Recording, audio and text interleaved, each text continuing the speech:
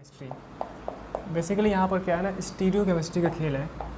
तो अगर आप देखो, अच्छा कुछ लिखेंगे नहीं, हम लोग समझते जाएंगे, पूरा एनसीईआरटी में गिवन है, ठीक है। अब मेरे पास आइसोमेरिज्म की एक और कैटेगरी है जिसमें हम पढ़ते हैं स्टीरियो आइसोमेरिज्म, है ना। उसे अपन लोग स्टीरियो केमिस्ट्री के नाम से जानते हैं। इसमें कई सारे आइसोमेरिज्म है ना। जैसे कि हम बात करें, ज्योमेट्रिकल आइसोमेरिज्म है, ठीक है, एंड ऑप्टिकल आइसोमेरिज्म है, ठीक है, ऑप्टिकल आइसोमेरिज्म। तो अभी जो हमारा काम है ना, वो इस ऑप्टिकल आइसोमेरिज्म से होने वाला है, ठीक है। एक्चुअल में कॉम्पिटिटिव लेवल के हिसाब से ना एक ही टाइम पे सारे आइसोमेरिज्म पढ़ाए जाते हैं, ठीक है। जितना स्ट्रक्चर वाला पार्ट है, जितना ज्योमेट्रिकल वाला पार्ट है, या फिर जितना अपना ऑप्टिकल आइसोमेरिज्म वाला पार्ट है, ठीक है। अपने बोर्ड पॉइंट ऑफ व्यू से तो इधर उधर बिखरा पड़ा है, कुछ 11th में है। अब जैसे कि 11th में कुछ पार्ट है, अब 12th में हम पढ़ रहे हैं ना, हेलो एल्केन्स हेलो एरिन्स, अब यहाँ पे ये ऑप्टिकल आइसोमेरिज्म का यूज़ कर लेता है ना। कॉम्पिटेटिव वाले को इससे बहुत ही प्यार है, वो हर जगह ना ज्योमेट्रिकल आइसोमेरिज्म को डालेगा, है ना। अगर एल्कीन से एल्कीन वाली रिएक्शंस आएंगी तो वो हो ना हो ज्योमेट्रिकल आइसोमेरिज्म डाल देगा। हम पढ़ चुके हैं कि एल्कीन पे HX का एडिशन होता है, मार्कोनिकॉफ रूल फॉलो होता है। इन कॉम्पिटिशन में ऐसा क्वेश्चन थोड़ा ना आएगा, वहाँ पर तो वो फिशर के फॉर्म में क्वेश्चन देता है। फिशर फार्मूला भी एक हमारे पास होता है, एंड वहाँ पे एडिशन ना GI को देखते हुए होता है। तो GI को आपको आना चाहिए, ऑप्टिकल आइसोमेरिज्म आना चाहिए, ठीक है, कंपटीशन के पॉइंट ऑफ व्यू से। फिलहाल अभी हमें जो देखना है ना, उसमें कितना काम है उसकी हम बात कर लेते हैं। केवल अभी हमें बस इतना देखना है, stereo chemical aspect of stereo chemical aspect of nucleophilic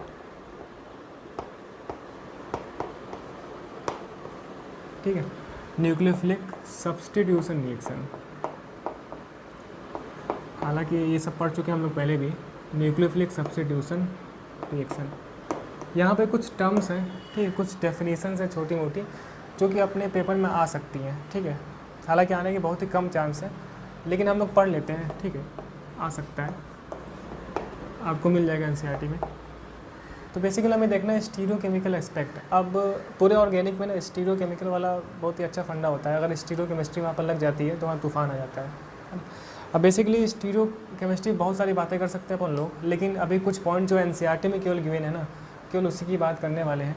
तो इसमें सबसे पहले हमें समझना है कि ऑप्टिकली एक्टिव का क्या मतलब होता है।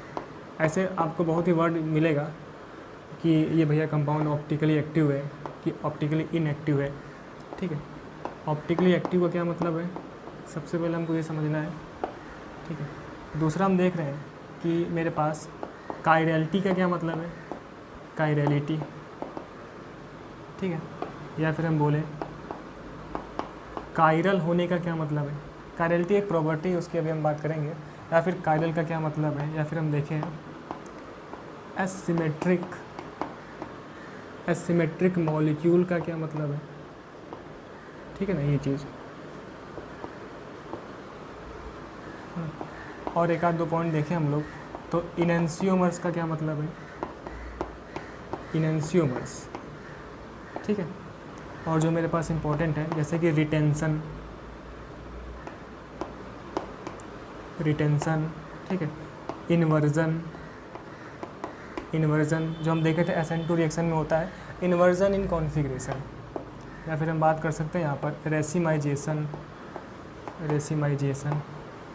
ये सारे पॉइंट्स अपन लोग समझने वाले हैं, है ना।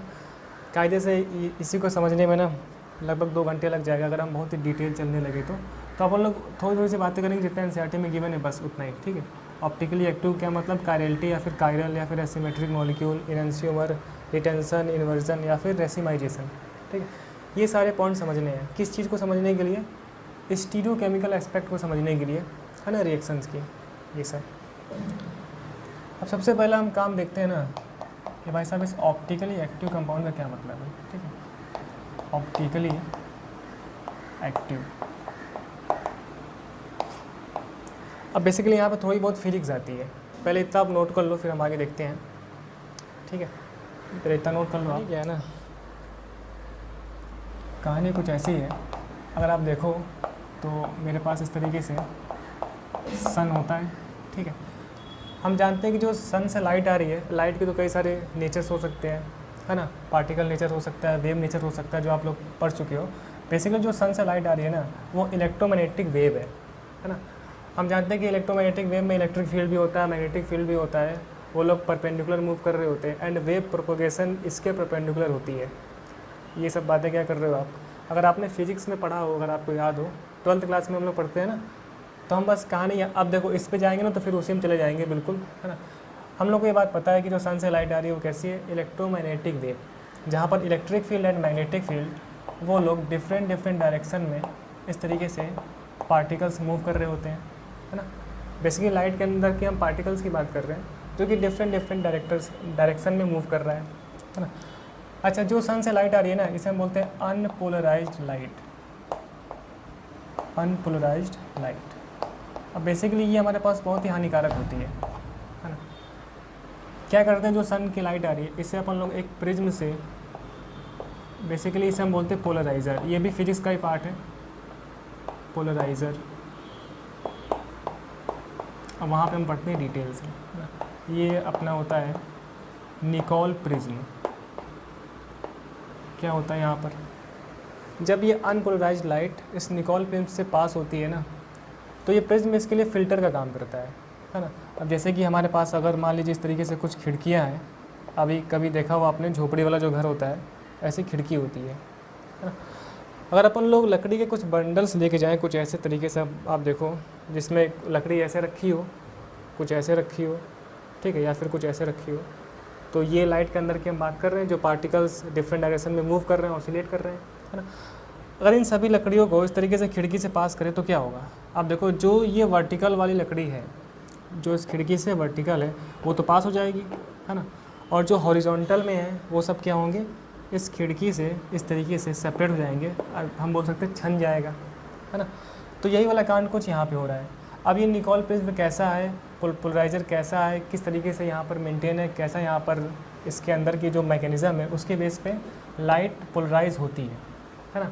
तो आप जैसे खिड़की वाला एग्जांपल देखें इस तरीके से, तो इस खिड़की के जो परपेंडिकुलर वाले जो वेक्टर्स है ना, जो लाइट मूव कर रहा है, केवल वो वेक्टर पास होगा और सभी क्या होंगे हमारे पास, यहीं पर रुक जाएंगे, छन जाएंगे, है ना। तो हम देखते हैं कि किसी एक डायरेक्शन में जो लाइट का मूवमेंट है, किसी एक डायरेक्शन में हम देख सकते हैं, हमने देखा कि ये जो वर्टिकल वाले हैं ना, वाले पास हो गए, और जो डिफरेंट डायरेक्शन में मेरे पास मूव कर रहा है पार्टिकल, वो इस निकोल प्रिज्म से ही क्या हो गया है, सेपरेट हो गया है, अलग हो गया है ना। अब इस लाइट को हम बोल रहे हैं पीपीएल। अब बेसिकली इसमें बहुत सारी कहानी है जो कि हम फिजिक्स में डिटेल से पढ़ते हैं, है ना। अभी हम बस वैसे थोड़ी बहुत बात कर ले रहे हैं। अब इस लाइट को बोल रहे हैं हम लोग plane polarise light, plane polarise light, ठीक है। अब यहाँ तक फिजिक्स चल रहा था, है ना। अब यहाँ से स्टार्ट होता है ना, ऑर्गेनिक कंपाउंड का मतलब, और अब यहाँ से केमिस्ट्री स्टार्ट होती है। अब बेसिकली क्या हुआ ना, अब मेरे पास कुछ ऐसे सॉल्यूशन होते हैं ऑर्गेनिक वाले, जैसे कि मेरे पास ये चैम्बर है ना, ये लाइट इसके अंदर पास करेंगे अभी हम लोग। अब यहाँ पर भरा है मेरे पास ऑर्गेनिक कंपाउंड, सॉल्यूशन है उसका ऑर्गेनिक कंपाउंड का, ठीक है। यहाँ पर भरा है अपना ऑर्गेनिक कंपाउंड। अब बेसिकली कहानी क्या है कि ये ऑर्गेनिक कंपाउंड की ऐसी प्रॉपर्टी है ना कि जब ये लाइट इसके अंदर पास होगी, है ना, ये लाइट अपन लोग पास कर रहे हैं इस सॉल्यूशन से, तो इस कंपाउंड में ना टेंडेंसी है कि इस पीपीएल को ये बेंड करता है ना। दो तरीके से बेंड कर सकता है, एक तो इस तरीके से राइट साइड में हम बोलते हैं क्लॉकवाइज,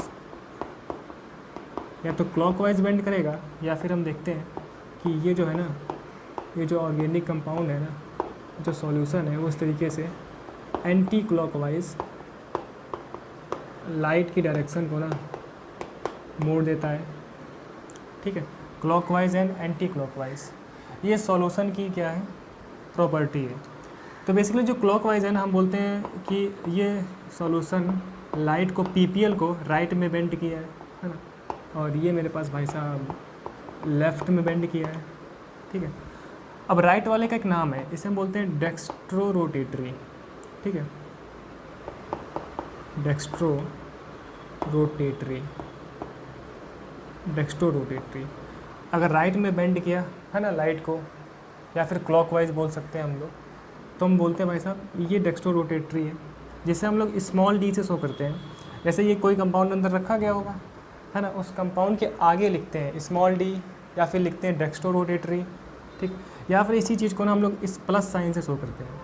अगर आपने बायोमोलिक्यूल पढ़ा हो तो वहाँ पर देखा होगा कि बहुत सारे कंपाउंड के आगे प्लस माइनस लिखा होता है, तो उसका मतलब यही है कि वो एक ऑप्टिकली एक्टिव कंपाउंड है ना।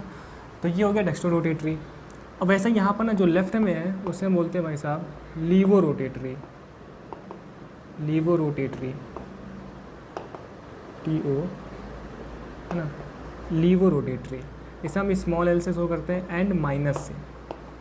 अब यहाँ पे ध्यान देने वाली बात है कि यहाँ पर small d and small l he use होगा, क्योंकि अपन लोग कैपिटल D और कैपिटल L यूज़ करते हैं बायोमोलिक्यूल वाले चैप्टर में, ठीक है। जब वहाँ पढ़ते हैं ना तो वहाँ अपन लोग एक और वर्ड यूज़ करते हैं capital D and capital L। इस कैपिटल D और स्मॉल d में डिफरेंस है, ठीक है। वो स्मॉल d उसके लिए कि PPL को क्लॉकवाइज बेंड कर रहा है, इस d का मतलब कुछ और है, जब हम वहाँ पर जाके पढ़ेंगे, ठीक है। अच्छा, तो क्या कांड हुआ? कांड ये हुआ ना कि ये जो कंपाउंड था ना, अगर ये टेंडेंसी रखता है कि लाइट को भाई साहब बेंड कर दे क्लॉकवाइज या फिर एंटी क्लॉकवाइज, तो ये जो कंपाउंड अंदर भरा है इसे हम बोलेंगे ये भाई साहब ऑप्टिकली एक्टिव कंपाउंड होगा। ये होगा अपना ऑप्टिकली एक्टिव। एक्टिव होने का मतलब यही है कि भाई साहब PPL को क्या कर रहा है, बेंड कर रहा है डेक्स्ट्रो रोटेटरी में, यानी कि लेफ्ट यानी क्लॉकवाइज या फिर एंटी क्लॉकवाइज, जैसे अपन लोग चिल्ला रहे हैं लीवो रोटेटरी, ठीक है। तो इसी कंपाउंड को हम क्या बोलते हैं, इस कंपाउंड के नेचर को बोलते हैं हम कि भाई साहब ये ऑप्टिकली एक्टिव होगा, ठीक है। अच्छा, अब ऑप्टिकली एक्टिव होगा तो क्या क्या कांड होंगे, उस पर बहुत सारी बातें हैं, फिलहाल हम उस पर नहीं जा रहे हैं। अभी हमें बस इतना ही समझना था कि ऑप्टिकली एक्टिव कंपाउंड का क्या मतलब है, ठीक है। अच्छा, क्या बार बार ये चेक करेंगे कि ऑप्टिकली एक्टिव कंपाउंड है यानी? अभी इसके बीच में ना बहुत सारे कांड होते हैं, जैसे कि यहाँ पे लगा होता है पोलरीमीटर, है ना, उसमें आई पीस होता है, उससे अपन लोग देखते हैं कि अच्छा उसके बाद लगा होता है, यहाँ पे नहीं, हम इसके बाद लगाते हैं पोलरीमीटर को कि कितने एंगल पे लाइट को उसने बेंड किया है, ठीक है। तो एंगल ऑफ रोटेशन का भी मतलब होता है, ठीक है। फिलहाल उसकी बातें अभी हम लोग नहीं कर रहे हैं, ठीक है। अच्छा, ऐसे मुझे मिला ऑप्टिकली एक्टिव कंपाउंड, तो बार बार अपन लोग ऐसे चेक नहीं करेंगे। अब कंपाउंड की कुछ प्रॉपर्टीज़ होती है, ऑप्टिकली एक्टिविटी, है ना, एक्टिविटी को देखने के लिए हमारे पास प्रॉपर्टीज़ है।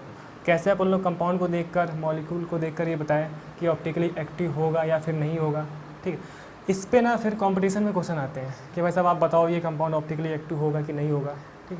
तो ये अपने आप में बहुत ही खतरनाक टॉपिक है ना, बहुत ही अच्छा है, जिसके बारे में हम बात करेंगे।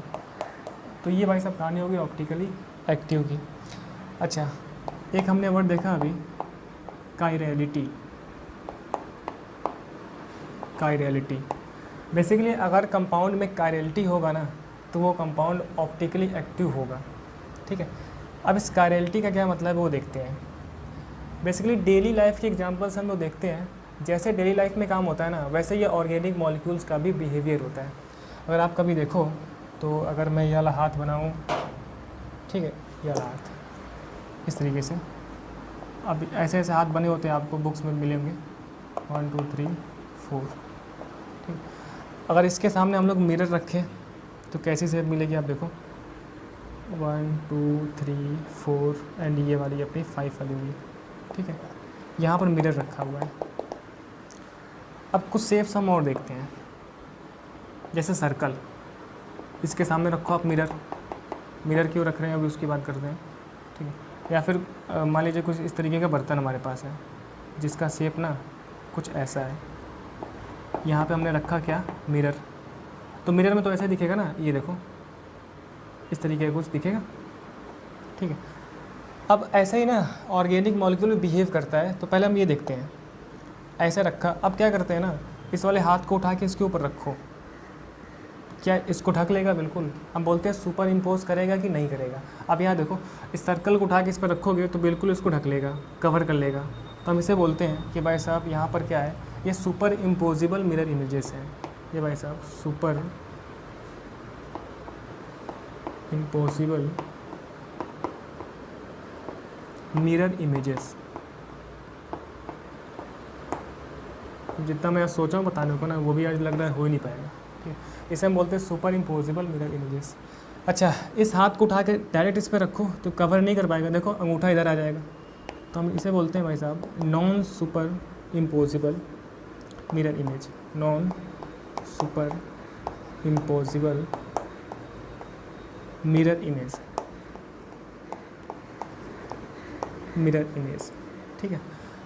तो कहानी है ना, अगर मेरे पास non super impossible mirror image मिलेगा, ठीक है, तब हम बोलेंगे कि भाई साहब ये जो ऑब्जेक्ट है ना इंडिविजुअल, इन ऑब्जेक्ट को बोलते हैं हम कायरल ऑब्जेक्ट, हम बोलते हैं कायरल ऑब्जेक्ट। अपने अपने कंपाउंड के लिए बोलेंगे कायरल मॉलिक्यूल, है ना। तो बेसिकली ये दोनों अलग अलग क्या हैं, वो हैं अपने कायरल ऑब्जेक्ट, ये इनका नाम है, ठीक है। और जो ये मेरे पास प्रॉपर्टी हुई ना, है ना, इस ऑब्जेक्ट की प्रॉपर्टी कि भाई साहब अगर इस हाथ को, ये वाला हाथ मैंने बनाया है ना, अगर मिरर में देखो फिर इसको ऐसे उठा के इसके ऊपर रखो, नहीं ढक रहा है, ये नॉन सुपर इम्पोज है, ठीक है। तो इस प्रॉपर्टी को हम बोलते हैं कायरलिटी। क्या बोल रहे हैं? कायरलिटी, ठीक है। अच्छा, अगर कायरलिटी है कंपाउंड के अंदर तो वो कंपाउंड ऑप्टिकली एक्टिव होगा, ठीक है, ऑप्टिकली एक्टिव होगा। अब यही सेम काम ना हम लोग ऑर्गेनिक मॉलिक्यूल के लिए देखते हैं। हमारे पास जैसे कि दो डिफरेंट कंपाउंड है ना, ऑर्गेनिक के मॉलिक्यूल्स हैं, वो देखने में एक दूसरे के बिल्कुल मिरर इमेज लगते हैं, ठीक है। लेकिन अगर उसको अपन लोग एक दूसरे के ऊपर रखें तो वो नॉन सुपर इम्पोज करते हैं, ठीक।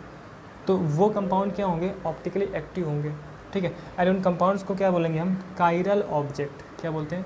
कायरल ऑब्जेक्ट, ठीक। अगर यह वाला कांड हो जाए ना कि भाई साहब सुपर इम्पोजिबल मिरर इमेजेस मिल जाए तो ये यहाँ पर कायरलिटी नहीं होगी, है ना, ये नॉन कायरल है। ये क्या है साहब? नॉन कायरल, ठीक है। अभी कुछ और बातें करते हैं, पहले आप इतना ऐसे बना लो, ठीक है। कहानी तो आपकी बुक्स में सब लिखी है, जितना मैंने बोला है, ठीक है, उतना ही इंपॉर्टेंट है, ठीक।